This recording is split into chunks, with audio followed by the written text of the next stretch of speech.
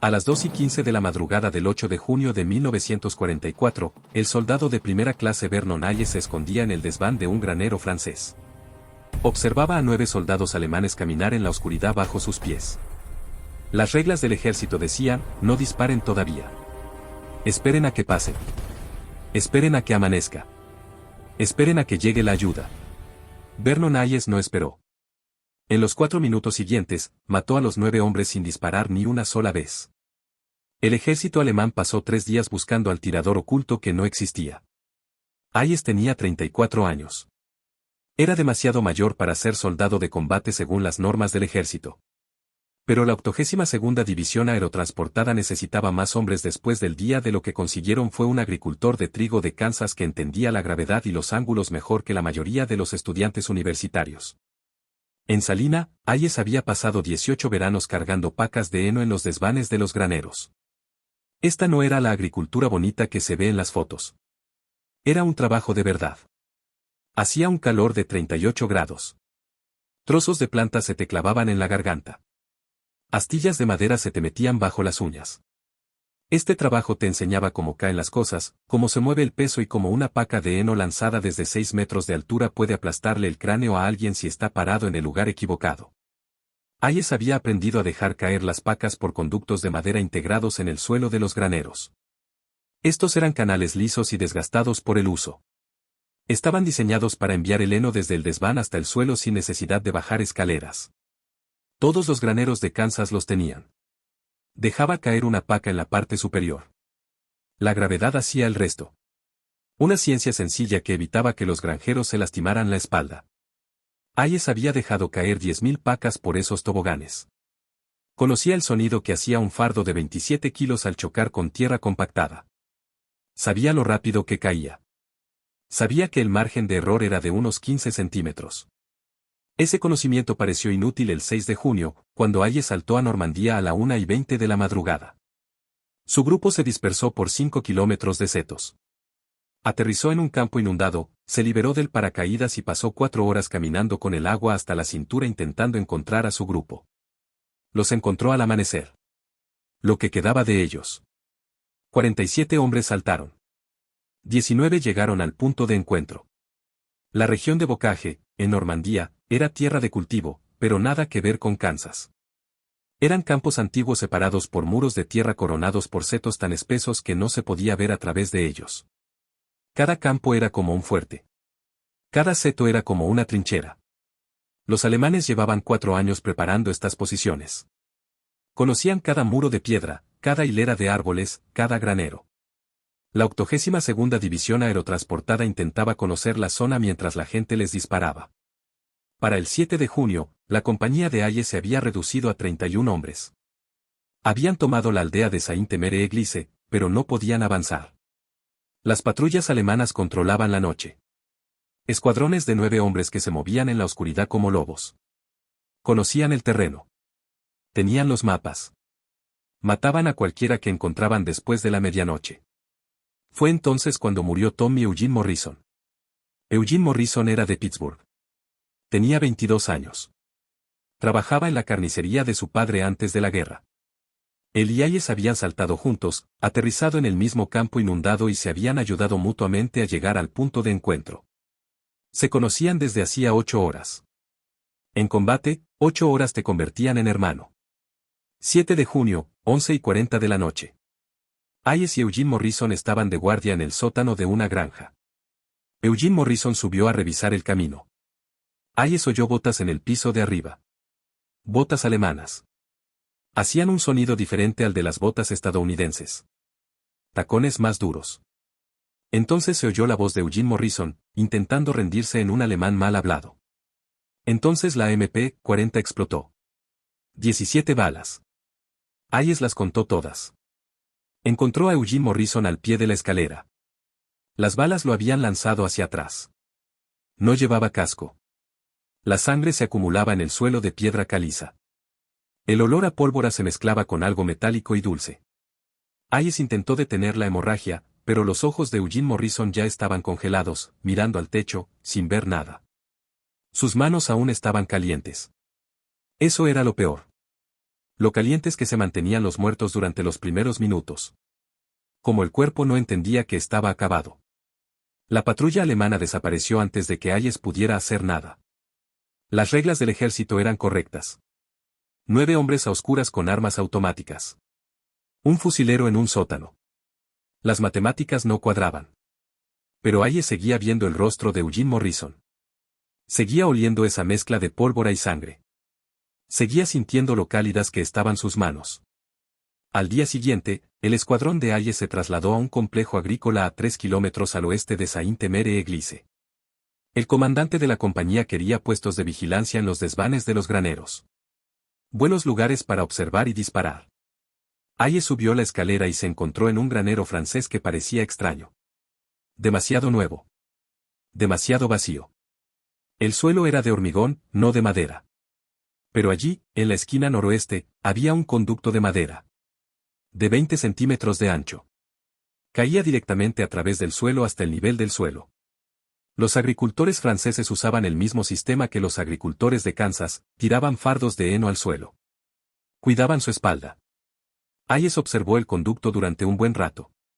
La madera estaba lisa por muchos años de uso. El agujero descendía 7 metros.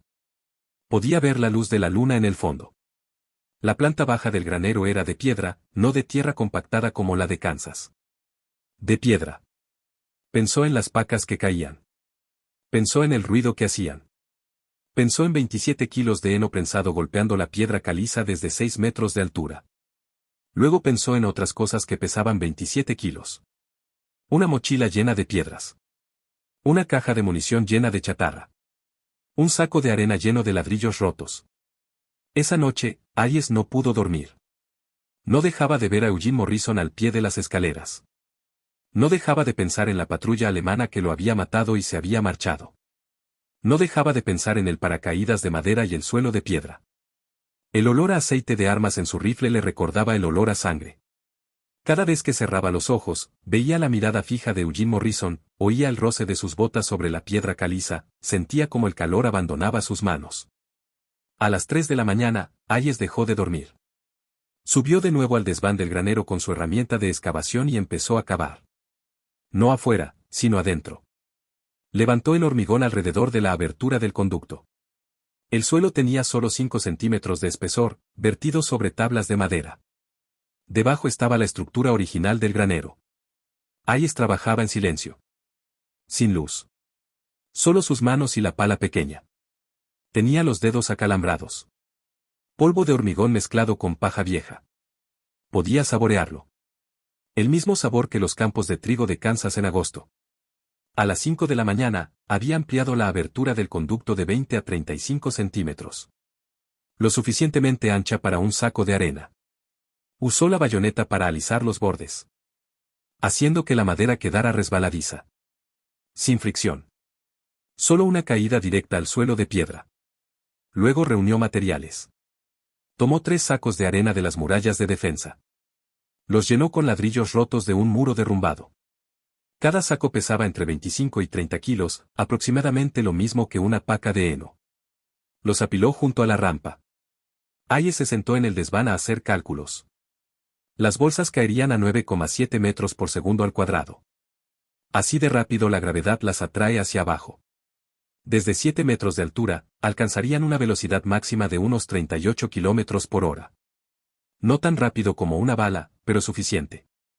Un objeto de 27 kilos a 38 kilómetros por hora transportaba una energía de aproximadamente 127 kilos pie. La misma que una bala Magnum calibre 44. Más que suficiente para romper un cráneo humano si impactara primero en la parte superior. El problema era apuntar. La gravedad tiraba directamente hacia abajo. El objetivo se movería. El margen de error era de unos 15 centímetros. Si fallabas por 30 centímetros, tenías un saco de arena muerto y alemanes muy alerta. Pero Hayes había dejado caer 10.000 pacas de heno por toboganes en Kansas. Conocía el momento. Conocía el sonido de las botas sobre la piedra. Sabía cuánto tardaba un hombre en dar 3 pasos. Llevaba dejando caer objetos por espacios verticales desde los 16 años. A la 1:30 de la madrugada del 8 de junio, Hayes oyó movimiento afuera. Llevaba 6 horas en el desván. Sin luz. Sin movimiento. Solo esperando. El sonido eran botas sobre grava, luego botas sobre piedra cuando alguien entró en la planta baja del granero. Hayes miró por una grieta en el suelo. Vio formas moviéndose en la oscuridad. Las contó. 9 hombres. Una patrulla alemana. Del mismo tamaño que la que mató a Eugene Morrison. Estaban usando el granero como punto de control. El patrón de barrido habitual. Ya habían pasado 2 veces esa noche. Esta era la tercera. Hayes ya conocía su horario. Sabía que se desplegarían por la planta baja, revisarían las esquinas, mantendrían la posición durante 10 minutos y luego seguirían adelante. Eso era lo que decían las reglas. Eso era lo que los mantenía con vida. Hayes recogió el primer saco de arena. Le pesaba en las manos. La lona era áspera. Le sudaban las palmas a pesar del frío. Abajo, oyó una voz alemana dando órdenes en voz baja. Oyó cómo las botas se movían lentamente hacia sus posiciones. Oyó a alguien encender un cigarrillo. El olor a humo de tabaco se extendía por el suelo. Hayes se colocó sobre el conducto. Podía ver directamente hacia abajo a través de la abertura de 35 centímetros. Podía ver el suelo de piedra. Podía ver un casco alemán justo debajo del agujero. El soldado estaba de pie en la ranura de muerte, justo donde Hayes lo necesitaba. Inmóvil. Simplemente allí, revisando su arma. Hayes no esperó. Soltó el saco de arena. Cayó durante exactamente 1,2 segundos. Hayes oyó el impacto. El sonido no fue fuerte. Solo un golpe sordo, como un martillo golpeando un costado de res. Luego, el estrépito de un rifle cayendo sobre una piedra. Luego, nada. Los otros 8 alemanes no reaccionaron de inmediato. Probablemente pensaron que a su amigo se le había caído el arma o que había buscado algo en la oscuridad. Hayes ya se estaba moviendo hacia el segundo saco de arena. Abajo, alguien gritó un nombre, Müller. No hay respuesta. Pasos. Alguien caminaba hacia el lugar donde había estado Müller. Hayes observaba a través de la grieta en el suelo. Observó al segundo alemán entrar en la ranura de muerte, mirando a su amigo caído. Hayes dejó caer la segunda bolsa. Otro golpe sordo. Otro rifle resonando sobre la piedra. Esta vez, los alemanes restantes comprendieron que algo andaba mal. Hayes oyó voces apremiantes. Oyó el roce de botas mientras los hombres corrían hacia la puerta. Pero estaban confundidos. No sabían de dónde venía el peligro. Algunos corrieron hacia la salida. Otros se refugiaron tras fardos de heno apilados contra las paredes. 2 hombres se agacharon en esquinas opuestas. Hayes manejaba los ángulos. El paracaídas solo cubría un círculo de 35 centímetros de superficie. Pero las reglas de patrulla alemanas eran predecibles. Al recibir fuego, buscaban refugio y llamaban a su líder de escuadrón. Este examinaba la situación y daba órdenes. Esa evaluación tardaba unos 15 segundos. Durante esos 15 segundos, el líder de escuadrón permanecía inmóvil. Hayes esperó. Contó hasta 12. Oyó una voz abajo dando órdenes. Una voz tranquila. Líder de escuadrón. Hayes miró por la rendija. Encontró el casco. El hombre estaba a 2,5 metros de la abertura del paracaídas. Demasiado lejos. Pero se movía. Caminaba hacia los 2 muertos para ver qué pasaba. Caminaba por un camino que Hayes podía predecir. Hayes hizo los cálculos. El hombre caminaba a 1 metro por segundo. La bolsa caía durante 1,2 segundos. Eso significaba que Hayes necesitaba soltarla cuando el objetivo estuviera a 1 metro de la ranura de muerte. Observó. Esperó. Observó cómo el casco se ponía en posición. Dejó caer la tercera bolsa. Este falló.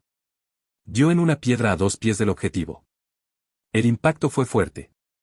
La bolsa se partió. Los ladrillos se esparcieron por el suelo. Pero el sonido finalmente les dijo a los alemanes lo que estaba sucediendo. Alguien les estaba arrojando cosas desde arriba. Hayes oyó gritos. Oyó disparos. La MP-40 incendió el techo. Las balas atravesaron tablas de madera a 2 metros de donde Hayes estaba agachado. Cayeron astillas de madera. El ruido era ensordecedor en el espacio cerrado. Hayes se pegó al suelo del desván. Olía a heno rancio y humo de armas de fuego. Le zumbaban los oídos. Pero los alemanes se habían equivocado. Habían demostrado dónde estaban. Hayes contó los destellos de las armas. 6 tiradores. Todos apuntaban al punto equivocado del techo. Todos permanecieron inmóviles mientras disparaban. Hayes tenía 3 sacos de arena más. Había preparado 6 en total. Trae el doble de lo que necesitas. La regla de su padre. Se arrastró hasta el paracaídas. Ahora más despacio. Los alemanes estaban atentos a cualquier movimiento. Hayes agarró la cuarta bolsa y esperó. El tiroteo cesó. Los cargadores estaban vacíos. En el silencio, oyó una recarga frenética. Oyó a alguien gritar órdenes de retirada. Oyó a gente corriendo hacia la puerta. Hayes se acercó a la grieta en el suelo. Vio a 3 hombres corriendo hacia la salida. Vio a 3 más escondiéndose tras fardos de heno. Vio a un hombre de pie al descubierto, mirando al techo, intentando descubrir de dónde venía el peligro. Ese hombre estaba a 3 metros de la ranura de muerte, pero se dirigía hacia ella. Pasos lentos y cuidadosos. Arma en alto. Hayes hizo los cálculos. Igual que antes. Lanzamiento cuando el objetivo estuviera a 1,5 metros de distancia.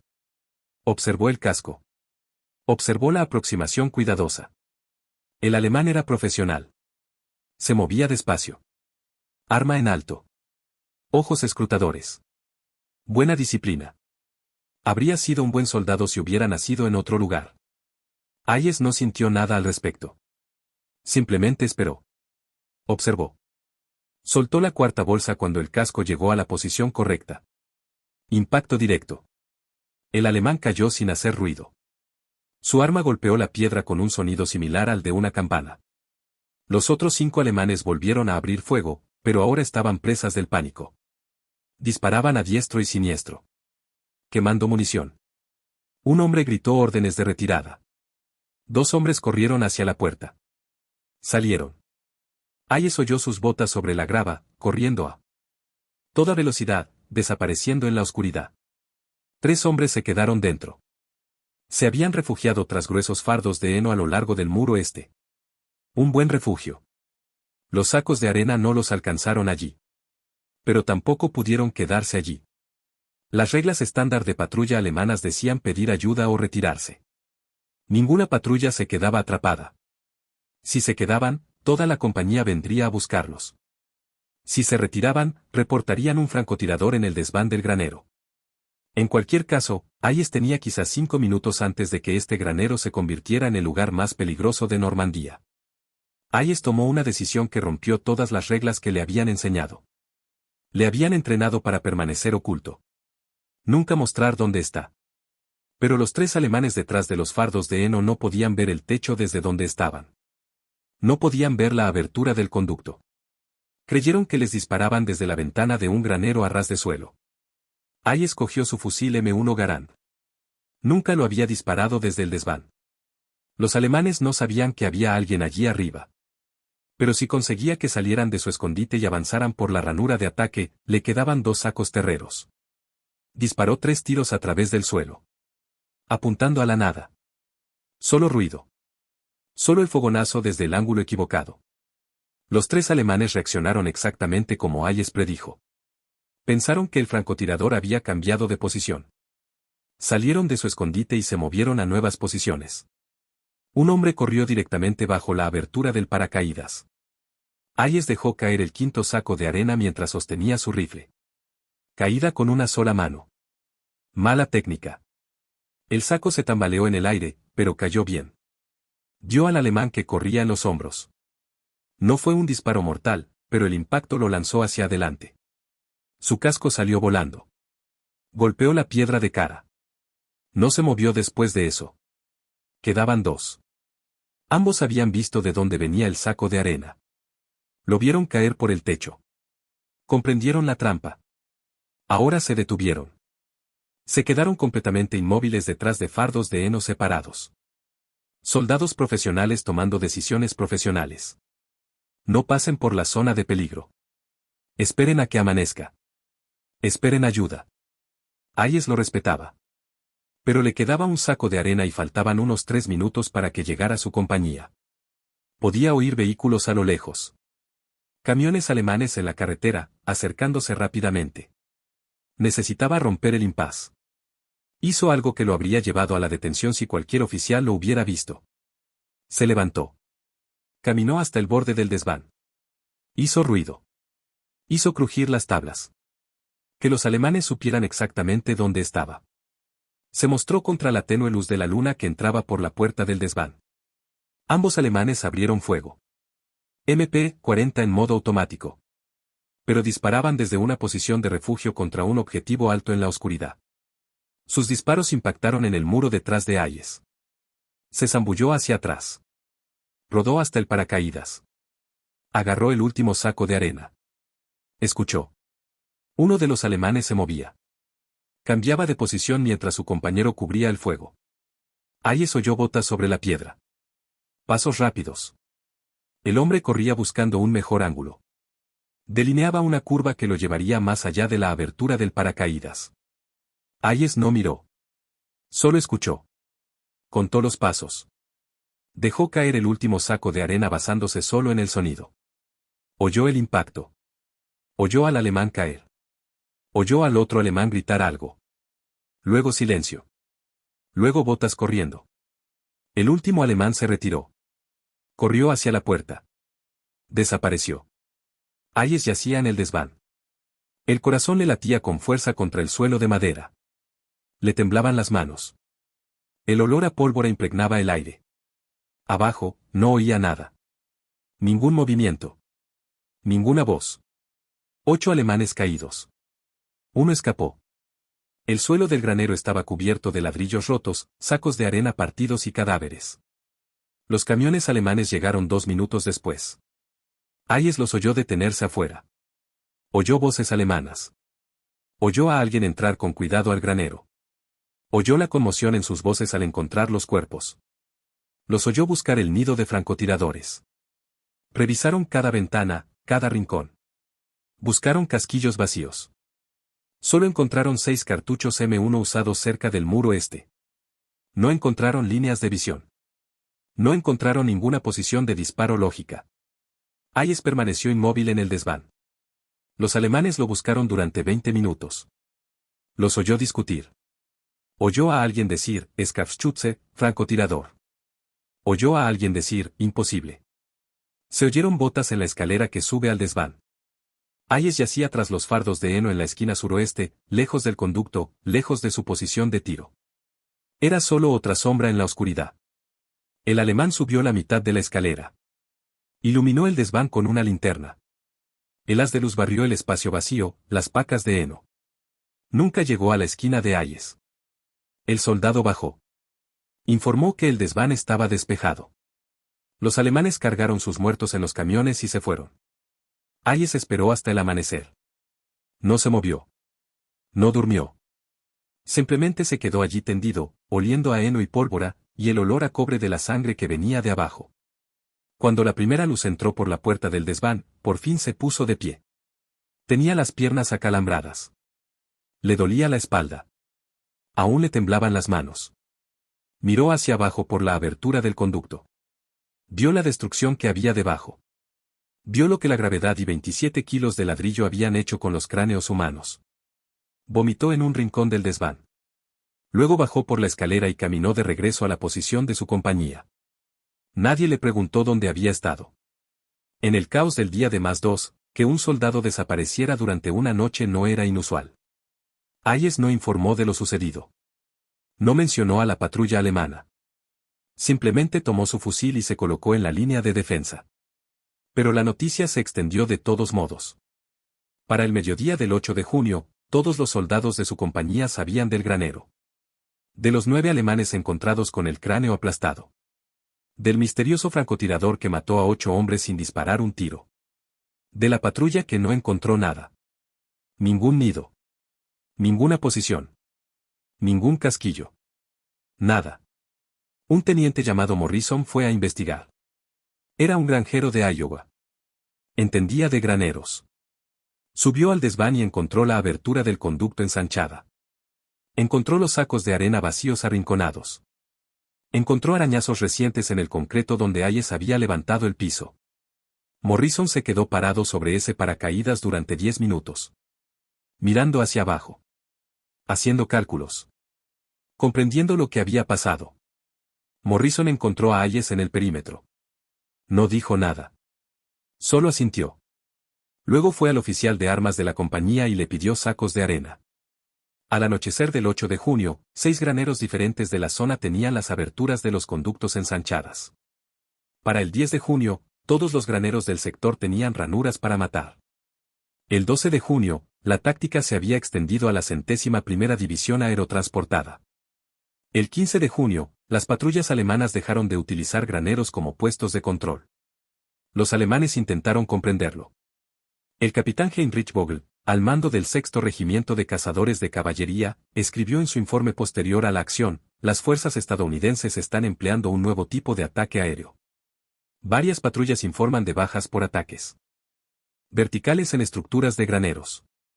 No se han encontrado posiciones de tiro. Se recomienda evitar todos los edificios agrícolas cerrados hasta que se determine la naturaleza de los ataques. La inteligencia alemana examinó los graneros capturados.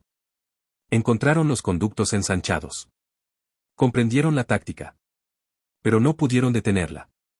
Sus normas exigían puestos de control en los graneros. La zona de bocaje tenía cobertura limitada. Los soldados necesitaban resguardarse de la lluvia y del frío. No se podía luchar bien congelándose. Pero cada granero era ahora una zona de muerte potencial. Cada techo podía ocultar una ranura. Creó un efecto mental más allá de las bajas. Las patrullas alemanas se volvieron más cautelosas. Entraban en un granero y miraban hacia arriba inmediatamente. Examinaban el techo. Escuchaban cualquier sonido desde arriba. Esa pausa de 3 segundos era suficiente para matarlos de otras maneras. Para cuando revisaban el techo, la infantería estadounidense tenía tiempo de desplegarse en los setos de afuera. Los alemanes tenían que elegir: arriesgarse por la zona de aniquilación o arriesgarse a la emboscada exterior. En cualquier caso, la ventaja táctica estaba del lado estadounidense. Para julio de 1944, la ranura de derribo del paracaídas Hayes se mencionó en los boletines tácticos del cuerpo aerotransportado. No se le dio crédito a Hayes. El boletín la describió como una táctica emergente desarrollada por la infantería de vanguardia y recomendó su uso en estructuras con acceso vertical a plantas bajas controladas por el enemigo. El lenguaje era oficial. La realidad era más sencilla. Si tenías un granero, un conducto y algunos objetos pesados, tenías un arma. La efectividad de la táctica fue estadísticamente significativa. En la primera semana de la campaña de Normandía, del 6 al 13 de junio, las patrullas alemanas abatieron a 47 paracaidistas estadounidenses en enfrentamientos nocturnos en cobertizos. En la segunda semana, del 14 al 20 de junio, tras el uso de las ranuras de aniquilación, esa cifra se redujo a 12. En la tercera semana, del 21 al 27 de junio, se redujo a 4. La reducción porcentual fue de 91%. Estimaciones conservadoras atribuyen a la táctica de la ranura de eliminación la prevención de entre 200 y 250 bajas estadounidenses en junio y julio de 1944. Los alemanes se adaptaron. Dejaron de usar graneros. Empezaron a acampar bajo setos a pesar del mal tiempo. Su eficacia en las patrullas disminuyó. Sus soldados se enfermaron. Pie de trinchera. Neumonía. Las bajas relacionadas con el mal tiempo se dispararon un 35% a finales de junio. Pero no los mataron en los graneros. Los registros oficiales del ejército atribuyeron la táctica a una innovación táctica del personal del 16º Cuerpo. No se mencionó a ningún individuo. No se otorgó ninguna medalla. Hayes nunca pidió reconocimiento. Años después, cuando le preguntaron al respecto, dijo que simplemente se trataba de agricultura. El mismo principio que dejar caer pacas de heno. La misma física. La misma gravedad. Nada complicado. Hayes sobrevivió a Normandía. Sobrevivió a Market Garden. Sobrevivió a Bastoña. Recibió metralla en la pierna izquierda durante la ofensiva de las Ardenas, pero se negó a ser evacuado. Permaneció con su unidad hasta mayo de 1945.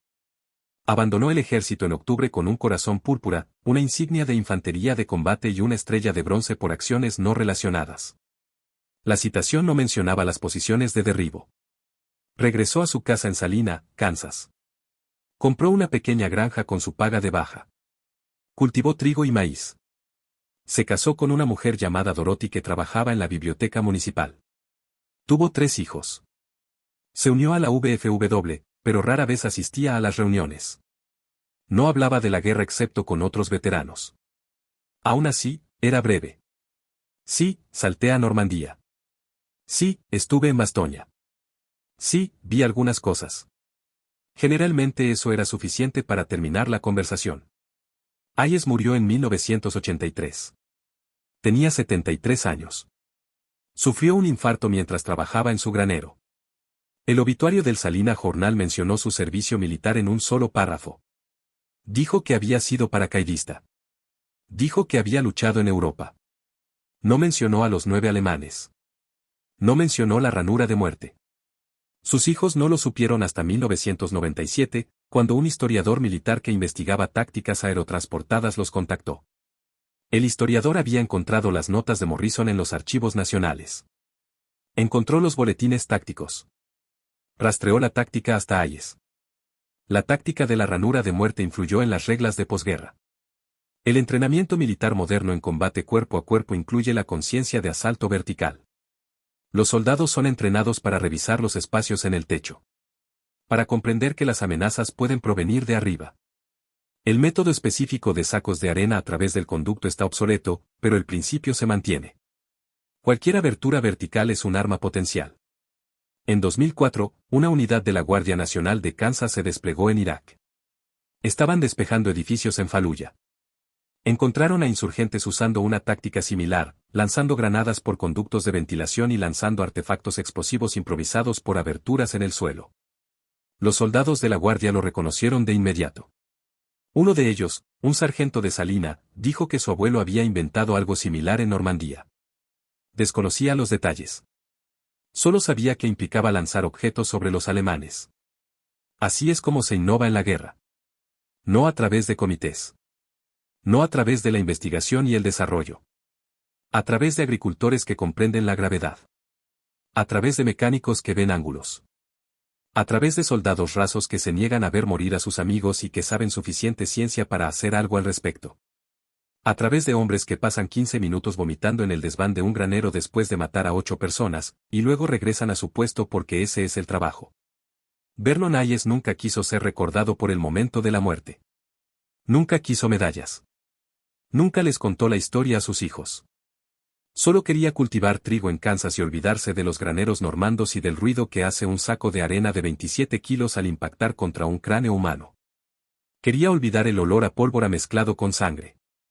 Quería olvidar la mirada gélida y las manos cálidas de Eugene Morrison. Quería olvidar que era bueno matando gente. Pero esto es lo que queda. En 1956, Hayes conducía por Salina cuando vio a un joven con uniforme de la 82ª División Aerotransportada haciendo autostop. Hayes se detuvo. Lo llevó. El soldado estaba de permiso, de regreso a su casa en Michigan. Hablaron del ejército. De la escuela de saltos. De Fort Bragg. El soldado mencionó que su padre había estado en la 82ª División durante la guerra. Había saltado sobre Normandía. Había sobrevivido. Hayes preguntó el nombre del padre.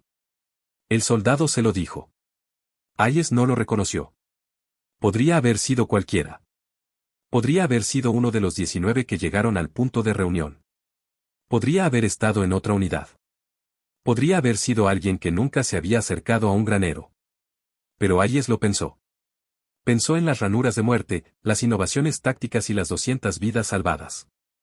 Pensó en todos los soldados que habían vaciado graneros de forma segura porque los alemanes dejaron de usarlos.